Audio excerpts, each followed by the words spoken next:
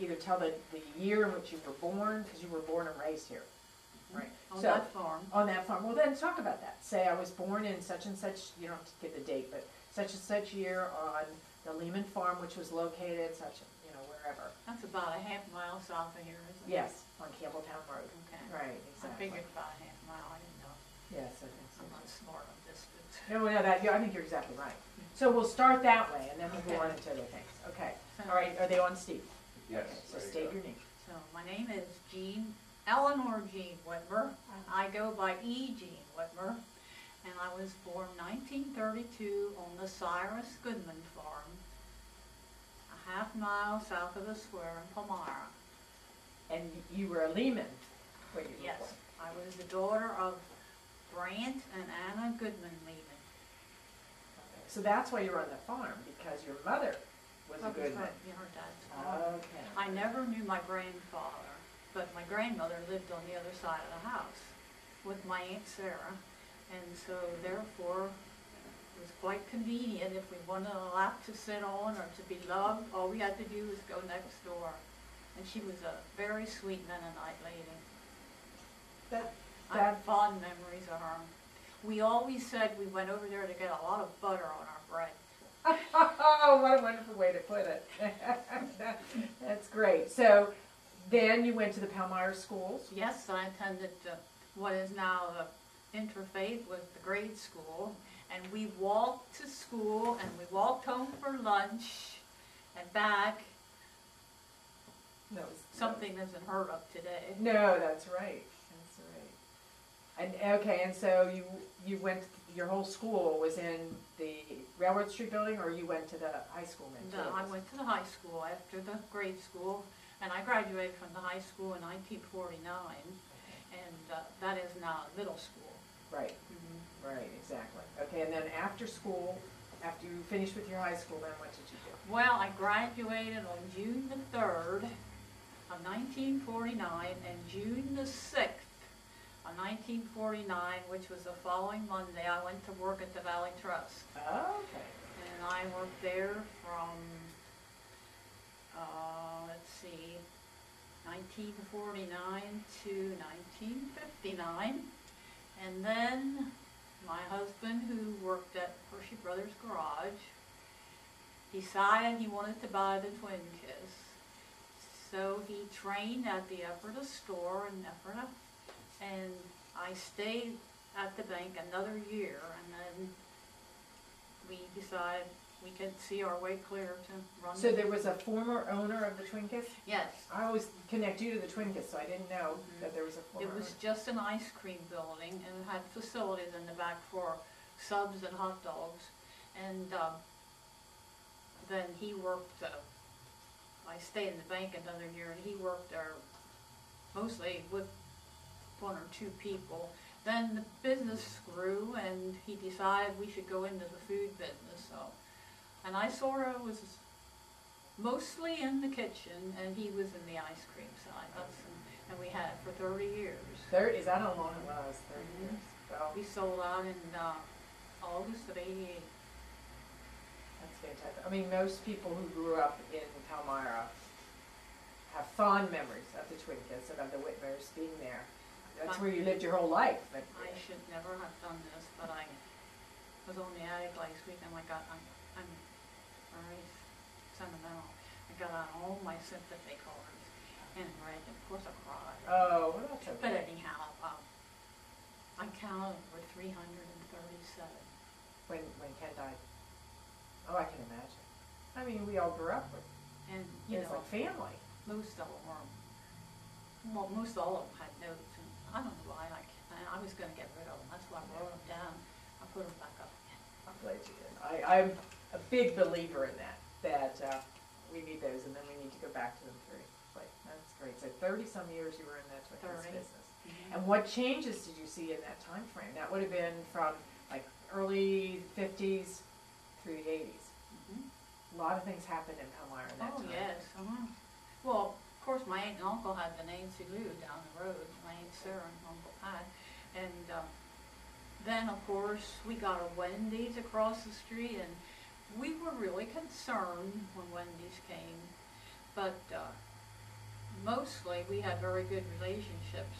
I always said I went to the bank for Wendy's on a weekend. Every time they needed change, they came over to the Twin Kiss for really? change. Yeah.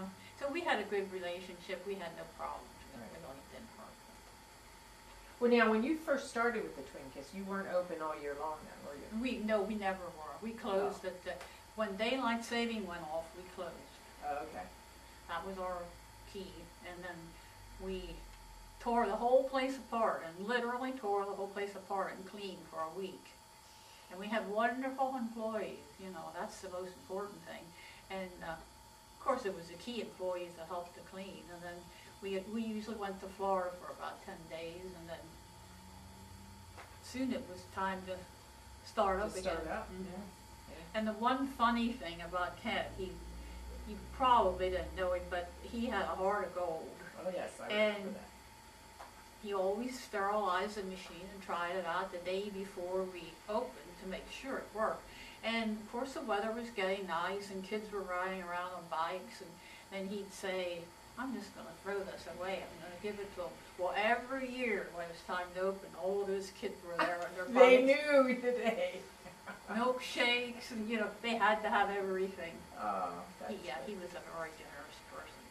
And I told him he was never going to have children, so 3 doctors told me that. So we had it, well, let's see, Sharon was born in 64, so we had it about 5 years, and I was pregnant. He said, how's the fine time we're in debt? He said, look, honey, I didn't do this myself.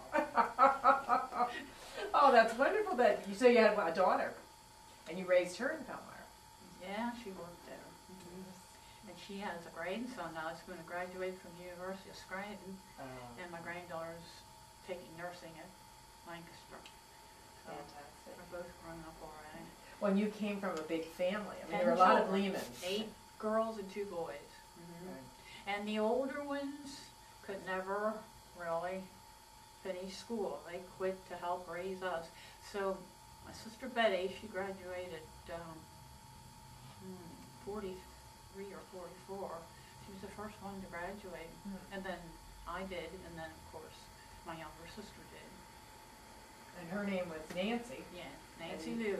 Nancy Lou, and that's why the Nancy Lou restaurant. They named was that after her. They never had children, so she was kind of their pet. Okay.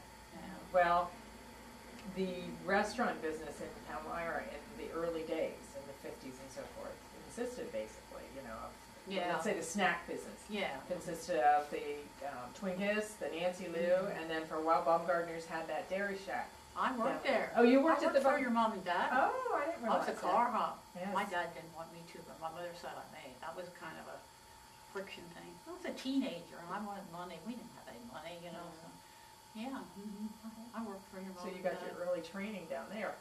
And then came up. Sort of, yeah. Yeah, But really, I just carried the food in and out mostly, and I did some things in the kitchen, like dishes and things like that, but mostly just car hop. That's neat. Yeah, that was a good awakening for me, because I was taught, you know, you do what you're told, and that's it. And I'll never forget this, because they were open. It was either Christmas Eve or I think it was Christmas Eve. I don't think it was Christmas Day. And I was scheduled to work, and not all these kids, but like 3 or 4 other car-ups, are you working? You're crazy, you're crazy. And I thought, you do what your boss wants you to do, you know. And that was a rude awakening for me. But I never regretted it, but I learned that, you know. Well, that's the problem, and you weren't ever open at Christmas, but that's the problem when you're in a business like that, when the holidays come around. And particularly today, they don't really close for Christmas and well, I think holidays. maybe Christmas is the only day they do. And so you have to have people that are willing to work through the holidays. Well, we were fortunate. We had several older people that stuck almost all the years we were there. So we were very fortunate with that. Because then they came back year after year. And also we tried to get students like 9th grade, and then they'd come back year after year. Yep. Well, I know a lot of in people the have summer. a lot of people have come into the headquarters and said, Oh, I used to work at the Twin Kids. That's where I got my start. So you provided that service for the community, Yeah, a place where I guess teenagers you could could work. say that. Yeah, that's great. But I liked working at the bank, and you don't get rich working at a bank. I mean, maybe today you do, but you didn't then. You waited till somebody died, to get a promotion. And I always used to kid Reverend Carper, how did I get hired here? I'm not brethren. Because they were 90% brethren. Oh, really? I was going to go, I'm glad you went back to the bank, because I was going to go back to the bank. Now, the Valley Trust was the bank on the southeast corner, where Jonestown Bank is today. And at that time, there were very few banks in Palmyra. It was just the Palmyra Bank across the street. And this one. And that's one of the big changes people talk about today, that there were few banks back in the 40s, 50s, and 60s. Today we have banks almost everywhere in Palmyra, and the reverse happened with the gas stations. Right. We had gas stations everywhere. Exactly. And today we hardly have any gas stations. But the bank, again, was a place where people sort of cut their teeth working. Yeah. Wasn't it? Well, this was the first bank to have a drive-in window in Lebanon County. Oh. Because I thought that was great that I could work there. And you worked at the drive-in? Well, I worked some. I worked my way up to the head bookkeeper. Now, the machine I had was, that was Ultra. It was called a proof machine. And that was nothing like, a computer or anything. So I would work that and then try to work the drive-in at the same time until it got out of hand. And I stuck to my proof machine. But, I liked working in the bank. Now, you were there, you said 10 years. 11. What changes took place in the banking industry in that time frame? Well, we used to be open Saturdays. That all ended. We were never open Saturdays anymore. And actually, not a great deal took place in those 11 years. The first month I went there, I wasn't sure I was going to like it. The vault boxes, from other stuff, they were crusty. I cleaned all those vault boxes. Oh my gosh. And I went home one day and I said to my mom, I don't know. I didn't think I was hired for a cleaning lady, but I don't know. But was it your decision to do the cleaning? No, it was what they asked me to do when I walked in the door. And like I said, I was pretty naive. When you're raised with 10 kids, you pretty well do what your mom and dad say. Right. And I thought you do whatever they tell you, But then I got to. Actually, I wasn't great, but I had mathematical knowledge, and then Mr. Robert Hartz, was the one that recommended me for the bank. Then I said I'm not even using my mathematical skills, and then I got to use them. Did I ever? Well, when you were in Palmyra High School, did you take the business course then? No, I didn't. Oh, okay. That was crazy, but I was determined I wanted to go to college. Oh. And my dad couldn't afford it, and he didn't believe in women going to college. Isn't that a joke today? Well, I bet there were still some people. But that time I can believe it. I took academic, but well, it didn't hurt you that you didn't have the business, because they hired you anyway and you did the financial actually work. it was basic mathematical skill, that you need, even on that machine. You subtracted every check that you put through that proof machine. That was every check they had during the day. I mean, I did that I was trying to think of that today. I can't quite remember how that worked, but everyone went through that machine. I mean, in other words, I handled every transaction that went through there. You were the end all and the be all in terms of that. You mentioned Mr. Hartz, you mentioned Reverend Harper. Who were some of the other people? I have a video from 1939, and I'm sure a lot of those people in that video are bank directors. But who were some of the people in town that were the bank directors? Was J. Early Stouffer, the Iceman. The Iceman. Okay. And Elmy Meyer was a solicitor. You knew him. He was he became a judge. Right, okay. And K.B. Light, Byron Light, was a director. I think. There were more. Well, I just thought maybe some people would recognize the names. Yeah. Well, that was the Valley Trust when you worked there? Yes. Had it always been the Valley Trust, or was it? I know. So it was started as the Valley Trust. Yeah, I think the next one was American Bank. They just kept merging. Right, exactly. But that was the original Valley Trust Bank in Palmyra. Okay. I had one of those pouches they used to give away for advertisement. I was down here in Wachovia one day standing in line, and the new manager looked over and he said, "You go way back, don't you?" Most of us do. And I said, "Yeah." Then he said, "I'm looking at your pouch. I'm looking at the name on there." And I said, "Oh, yeah." I said, "This is my alma mater." I said, and he said, "Oh, did you work there?" I said, "Yes." So then he proceeded to say he joined Rotary, and so he knows Earl Smith, Bob DeMaio, yada, yada. Right. Forgot what he said his name was. I don't He's know. the manager now. Is he new, brand new? Well, he's fairly new. Yeah, because Jerry Ulrich No, worked down there for a while, but he's above Jerry. But I forget what he said his name was. But he said, "I'm going to tell them when I go to Rotary that I know who you are." I said, "Okay." So then one other time I was in, he said, "Oh, now I know you have that again." I said, "Well, how did it you've used it all these years. Yeah, why throw it away now? Oh, no. In fact, I think we have one in the Do you? museum. I think we have one of those old Valley Trust funds. Yeah, exactly. Okay, so we talked about some changes in banking industry. What do you see as some of the changes that took place in Palmyra? I mean, you were born here and you've lived here all these years. What do you see as some of the changes that have taken place? What do you think? Well, of course, Hostetter store wasn't always here. That came while we were here. And Cryers changed from Harry Cryer to the son-in-law. I saw that change. And, well, then there was McDonald's and Wendy's. And I found it interesting that you said that Wendy's came in when Twinkus was still here. I didn't realize that. Yeah. Wendy's came that yeah, quick. Ken was pretty uptight about that. I thought, let's just see what happens, you know. Well, it's totally different food. Oh, yeah, it was. Oh, I'm not saying people didn't go there, but you know, it didn't do anything. Let's see, what else can I tell you? Oh, well, see, we moved from the farm to, well, my dad bought a lot from Harry Forney, which was a farm across the street out on Campbelltown Road, and was going to build a house.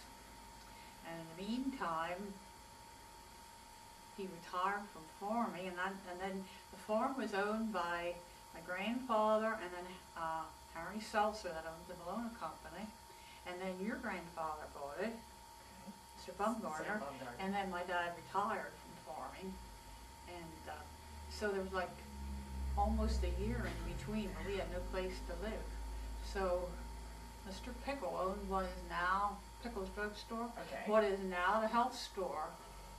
He owned the property and it was not lived in for years, and we cleaned it up and moved in there until our house was finished. Oh, that's a neat story. Yeah. I didn't realize that. Yeah. So then you lived out on Campbelltown Road again. Yes, and I walked to work. No, I take that back. My dad took me to work in the morning and I walked home every day from the bank. I didn't have a driver's license. Oh, really? No, well, we didn't have a car, you know. So what was the reason to get a driver's license? So, then I met Ken in the bank. I used to cash his check, and then he worked at Hershey Brothers. Well, now, was Ken from Palmyra too? He was actually from Millersville originally. That's where he lived. But when he came home from the Navy, then his parents had moved into Palmyra. His dad got a job at Hershey factory. His dad was a retired farmer. Okay. And so then he said, "You just walk down to Hershey Brothers and get my car, and then you could drive home." And then I picked him up. He lived over that way, then he'd go home from there. So I actually walked home every day. Can you imagine anybody doing that? Today, you mean? Didn't hurt me. No, keeps you healthy, I'm sure. Yeah. So that was a big change there. I don't know what else to tell you. Change, of course, like I said, Hostetters was on the corner over here on Main Street where, what's in there? That's crazy. The opposite corner of the Palmyra Bank. Oh, church. Right, the church is there, but he wasn't. No, he was up before you got to the alley. Yeah, he was in the other end. Yeah, right, with Keeney's. I talked to Ed the other day, and he told us the whole history of how that took place. And that was neat. Yeah, well, now when you were growing up, the stores in Palmyra were all smaller stores, including the grocery stores. We shopped weekly at E.O. Hustler's store, which is now probably Slaughter's. Slaughter's, that's what they tell me, yes. And they delivered too, they tell me they delivered. Well, I don't know, we had a huge market basket, and Of course, we had to take turns going on to the store. That was the highlight of the week, you know. And our recreation was pretty nil compared to today. The farm that Roy Algernon lives on was the Milton Blount farm, Edith Blount's dad. Okay. She told me she was born there. Yes, okay. And so she had, well, actually, I was a foster child, Albert Durr. I don't know if you knew him. I know Mr. He Durr. was the janitor at the, Yes. I'm in charge of the janitor at the school. At the school, yes. And so he and another guy that was also a foster child lived with the Matthiases, where the potpourri was. Yes, okay. Okay. So they and, of course, our family and the Brewbakers lived in on the corner here, in the corner of Oak Street, and they would come out and we would play softball in the meadow. That was our recreation. You should hear my granddaughter. She just howls when I say this. Oh, I think that's great. That's what happened all over. People played outside. They played pickup baseball and stickball, and I remember in the 50s playing on the streets in Oak Street. The whole neighborhood would gather and you'd play until it got dark. Yeah. That's great. So things have changed, and I'm not sure that they're for the better. No. In some instances. We lost a lot. It's just altogether different. But I was, and also when we lived on the farm, my dad took us to Campbelltown United Methodist Church, the red brick, Right. and he took us. He never went, but he took us to Sunday school every Sunday, and we walked home. Really, from Campbelltown? Yeah. Well, that was a hike. But with all of us, and we walked together. My mother didn't go either. She always was too busy cooking and doing whatever else she had to do for 10 kids. No, it blows your mind, doesn't it? Well, I want to thank you for sharing some of these memories with us. And for me, you've put a couple of connections together with the Bookers and the Pattersons and Mr. Lehman, Earl Lehman. Well, my oldest sister living now was Catherine, and she lived in Elizabethtown when she got married. Now she just lost her husband about a year ago, and my oldest sister actually died when I was very young.